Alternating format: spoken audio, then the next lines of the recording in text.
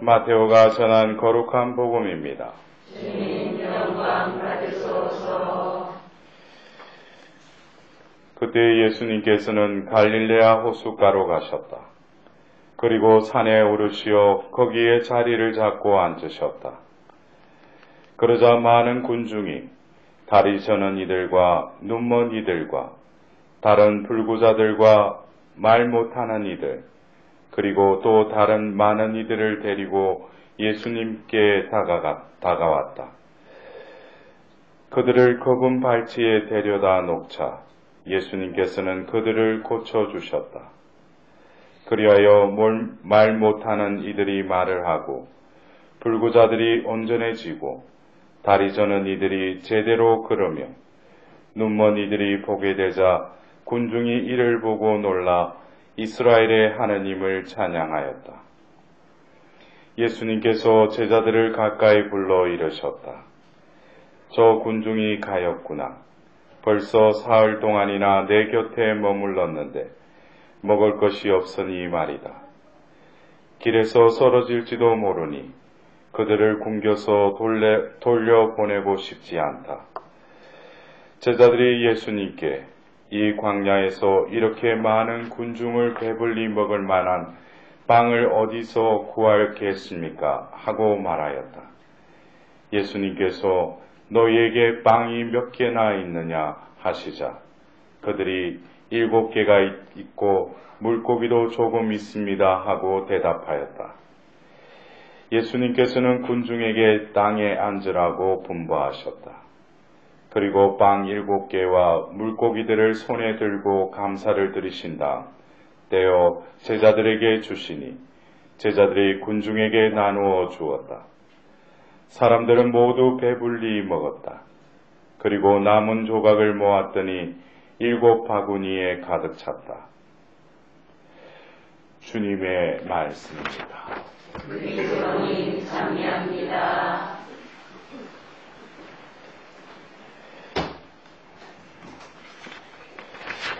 우리가 이 대림 시기에 우리에게 들려주시는 이 말씀 전례는 이 대림 시기에 하느님의 그 은총이 이 말씀을 통해서 우리가 똑같은 말씀이라도 이 시기에 맞춰서 우리는 또 이 말씀을 묵상해야 됩니다. 똑같은 성경의 텍스트라도 이 성경 구절이 사순 시기에 나오느냐 아니면 부활 시기에 나오느냐에 따라서 그 빛이 조금 틀리다는 거예요. 하느님께서 우리에게 비춰주시는 이 빛이 이 복음을 말씀을 통해서 우리에게 또 먹혀지는 영양분이 조금씩 틀리다는 거죠. 오늘 우리가 드리는 이 미사의 본기도문에서도 이 대림 시기에 우리가 또 지녀야 할 마음 자세뿐만 아니라 대림 시기의 궁극적인 목적이 어디에 있는가? 그래서 오늘 본기도문을 보면 주 하나님 주님의 권능으로 저희가 마음을 가다듬어 성자 그리스도께서 오실 때에 영원한 생명에 참여할 자격을 갖추고 성자께서 베푸시는 천상잔치에 들게 하소서. 우리가 매년 이 한 해를 시작하면서 맞이하는 이 대림 시기, 이 대림 시기는 성탄 때 우리 가운데 태어나시는 그 예수님을 기다리는 시기이기도 하지만 오늘의 그 본기도문을 통해서도 궁극적으로는 우리가 오심을 기다린다는 것은 예수님께서 이 세상을 구원하시기 위해서 오실 그 두 번째 오심, 그것을 위해서 우리는 이 대림 시기에 그 준비하고 깨어서 기다리는 그 연습을 우리는 하는 것입니다. 궁극적으로 25일 날 예수님이 우리 가운데 태어나셨다. 그리고 끝나는 게 아니죠. 우리의 삶은 어쩌면 한 해를 시작하면서 왜 우리에게 이 한 해를 하나님께서 또 예비하시고 허락하셨는가? 그것은 구원의 여정에 있어서 우리에게 이 한 해를 다시금 허락해 주신 거죠. 그렇다면 우리는 이 한 해를 시작하면서 우리는 다시금 목적을 어디에다 두고 있어요? 오늘 본기도문에 나와도 있듯이 영원한 생명에 참여할 자격을 갖추기 위해서 하나님께서 우리에게 유예기간을 또 주시는 거예요. 우리는 그것을 알아야 돼요. 왜 우리를 이 한 해를 또 살아가는가? 그것은 영원한 생명에 들어가기 위해서 자격을 갖추라고 우리에게 하느님이 유예기간을 주실 뿐이라는 거예요. 우리가 이 한 해 동안 내가 하고 싶은 일, 내가 생에서 내가 요즘 막 죽기 전에 꼭 해야 될 일, 이런 거를 해라고 한 해가 내한테 예비된 게 아니라 영원한 생명을 얻기 위해서 그 자격을 갖추기 위해서 하나님이 나에게 이 한 해를 또 마련해 주셨다는 거죠. 결국에는 뭡니까? 성자께서 베푸시는 천상잔치에 들게 하소서. 오늘 우리가 들었던 이 이사야서의 이 일독서와 오늘 그 마테오복음의 이 복음은 어쩌면 2000년 전에 예수님께서 이 세상에 오셔서 루카복음에도 나와 있듯이 나자렛 해당에서 이사야 두루마리를 펴시고 희년을 선포하시죠. 눈머리가 보게 하고 감옥에 갇힌 이를 풀어주고 또 이러면서 결국 주님의 은총의 해를 선포하지 않습니까? 결국 예수님의 이 세상에 오심은 결국 우리가 오늘 들었던 이 복음의 말씀, 전반부에 나오는 많은 병자를 치유해 주시는 그 예수님의 모습, 그리고 더불어서 그들이 또 배고픈 그 군중을 보고 가엾은 마음이 드시면서 빵 7개와 물고기를 또 그들에게 나누어 주시는 그 예수님의 모습을 어떤 현세적으로만 예수님이 이 세상에 오셔서는 병자를 고쳐주시고 일용할 양식을 우리에게 주시는 그런 예수님으로 국한해서 생각해서는 안 된다는 거죠. 예수님께서 이 세상에 오셔서 당신께서 보여주신 것은 분명히 목적이 있는 거죠. 이런 것을 하시면서 뭐라고 그러셔요? 먼저 공생애를 시작하면서 하늘나라가 가까이 왔다 그랬죠. 결국 예수님께서는 이 생에 보여주신 당신의 그 행동과 말씀이 종국적인 목적이 아니라는 거예요. 그래서 이 지상에서 예수님과 더불어서 말씀을 듣고 또 예수님으로부터 그 기적의 빵과 물고기를 나누어 먹는 그 자리는 바로 이 지상에서 이루어진 자리이기도 하지만 그것은 뭐예요? 천상에서 이루어지는 그 잔치를 예수님께서는 이 생에서 뭐예요? 이루셨다는 거죠. 그래서 우리가 듣는 오늘 이사야서의 일독서의 이 말씀은 이 지상이 아니라 궁극적으로 우리가 천상의 그 시온산에서 하나님과 더불어서 하나님이 마련해 주신 그 살찐 음식과 잘 익은 술로 잔치를 베푸고 더불어서 뭐예요? 모든 민족들에게 씌워진 너울과 모든 민족들에게 덮인 두께를 내가 없애주리라 그랬어요. 그래서 우리가 많은 경우 예수님께 이렇게 다가오는 것이 이런 현상적인 거, 예수님께서 2000년 전에 공생애를 통해서 하신 그 예수님의 그 능력과 그 말씀을 듣기 위해서 오지만 궁극적으로 우리들도 뭐예요? 분명히 예수님께로 모여든 그 군중은 시공간을 초월해서 지금 또 당시께 모여드는 그 군중들에게 병도 고쳐주시고 또 먹을 것도 주시고 은총을 또 베풀어 주시죠. 그러나 이것이 궁극적인 목적이 아니라는 거죠. 오늘 예수님께서 복음에서 보면은 그 산에 오르시어 거기에 자리를 잡고 앉으셨다. 그러니까 여기서 문득 우리가 떠오르는 또 겹치는 장면이 있죠. 산에 오르셔서 그들에게 뭐예요? 무엇을 가르쳐 주셨어요? 네? 산산수원을 가르쳐 주셨죠.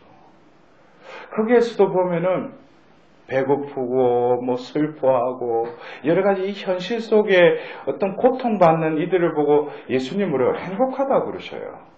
그러나 그 행복한 것은 결국 뒤에 이어지는 하느님의 보상이 뭡니까? 하늘나라가 너의 것이다.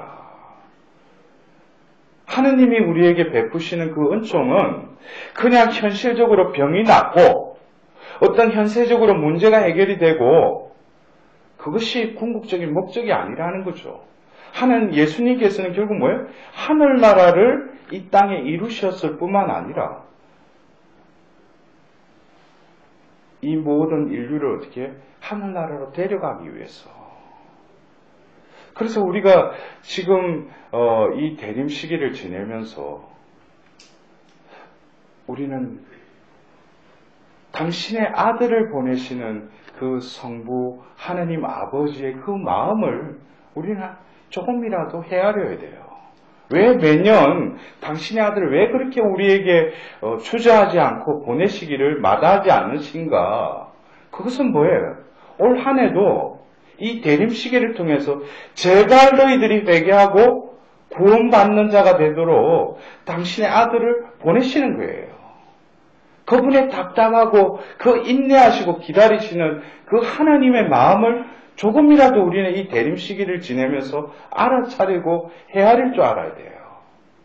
그래서 허리를 펴고 머리를 들어서 우리가 하늘을 쳐다보는 게 무슨 하늘에 비 내리고 보면 날씨 보라고 그런 게 아니고 하늘로부터 우리에게 임하시는 그 예수님을 보내시는 또 성부의 그 자비의 하나님을 우리는 뭐예요? 이 대림 시기에 다시금 관망하고 우리는 묵상해야 돼요. 그냥 현세의 것, 오늘 이 복음의 말씀을 그냥 지상적인 것으로만 우리가 받아들인다면 우리는 예수님께 오는 것이 뭐예요? 현세적으로 어떤 마술쟁이와 어떤 그 용한 사람한테 나아가서 병 고치고 뭐 해결하고 이러기 위해서 다가가는 건 아니잖아요.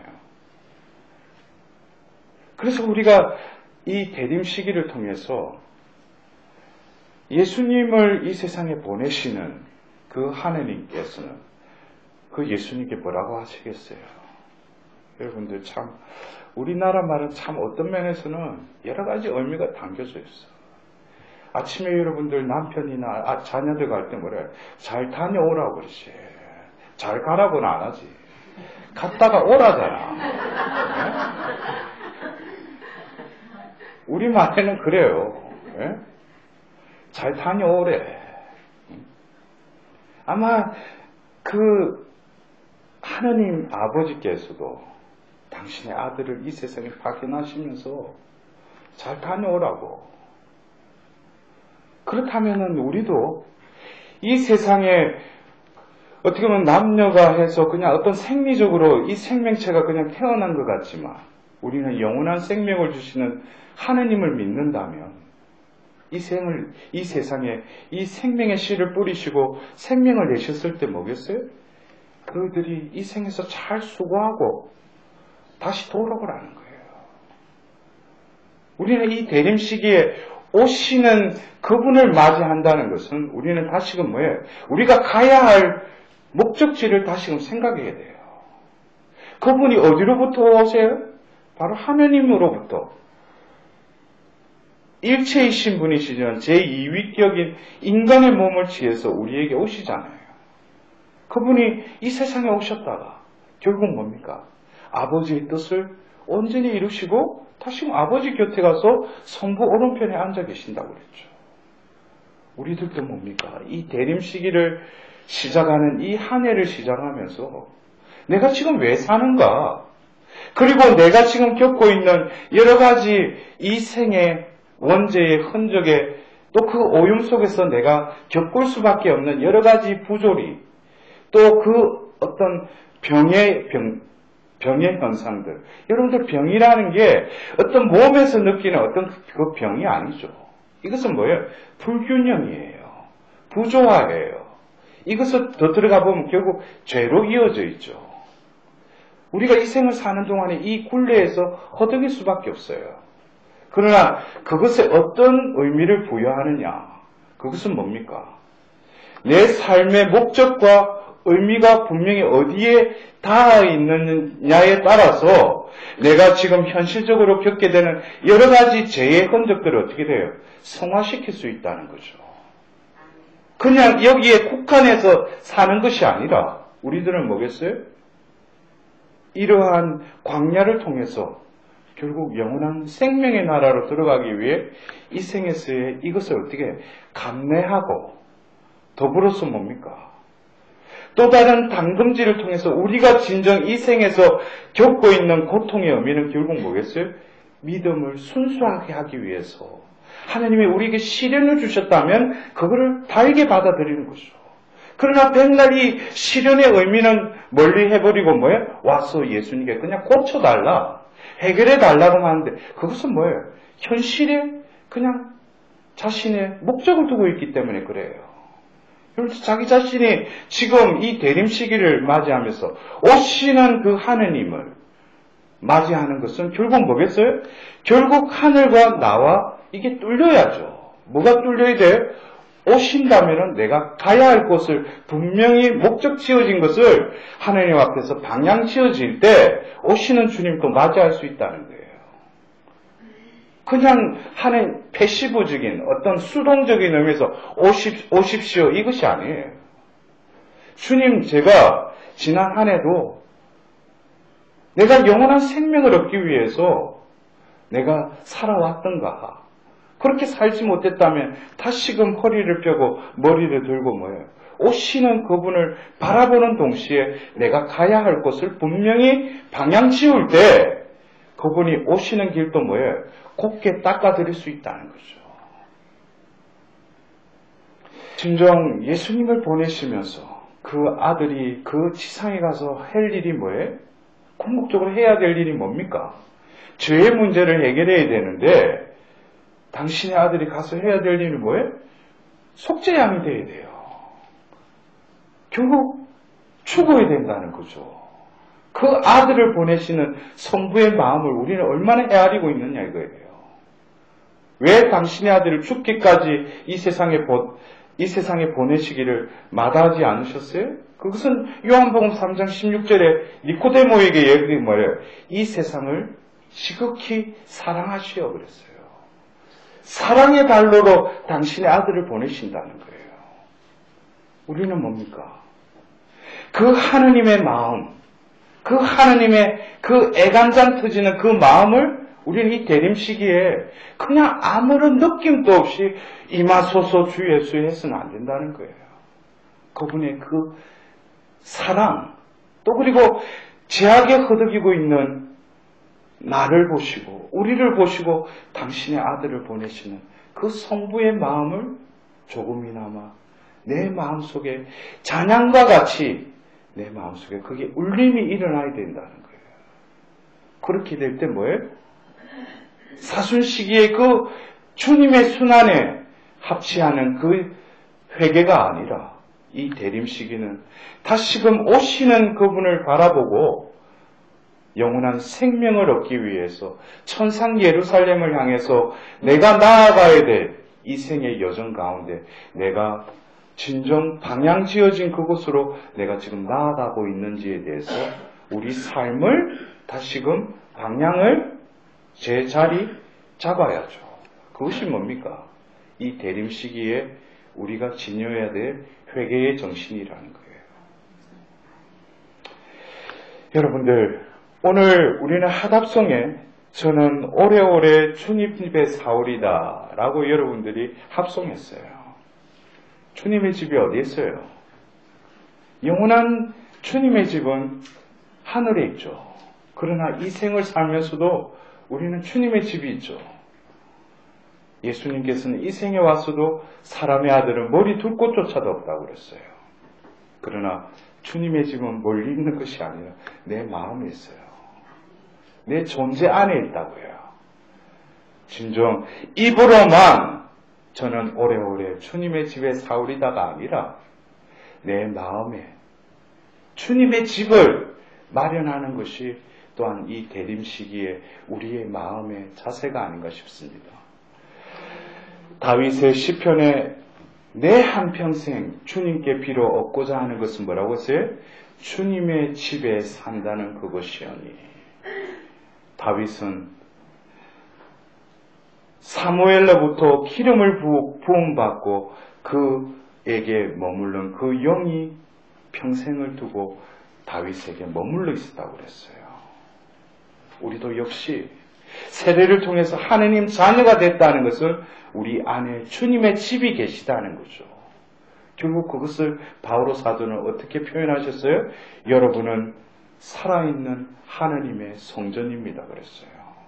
우리는 이 성전을 다시금 정화하고 다시금 주님이 머무르실 곳으로 되돌려드리는 시기가 이 대림 시기다는 거죠. 여러분들, 그 다윗의 그 기도, 그는 모든 권력과 모든 부도 눌렀던 사람이에요. 그러나 그에게 있어서 한평생 주님께 필요 얻고자 한 것은 주님의 집에 산다는 그것이오니, 그것은 다윗의 생각이 아니라 그 다윗의 그 존재에 머물렀던 영이 그를 대신해서 고백한 겁니다. 주님의 집에 산다는 그것이오니. 여러분들, 진정 주님이 내 안에 거하실 수 있도록 이 대림 시기를 통해서 주님의 집을 다시금 정화하고 마련하도록 합시다. 아멘.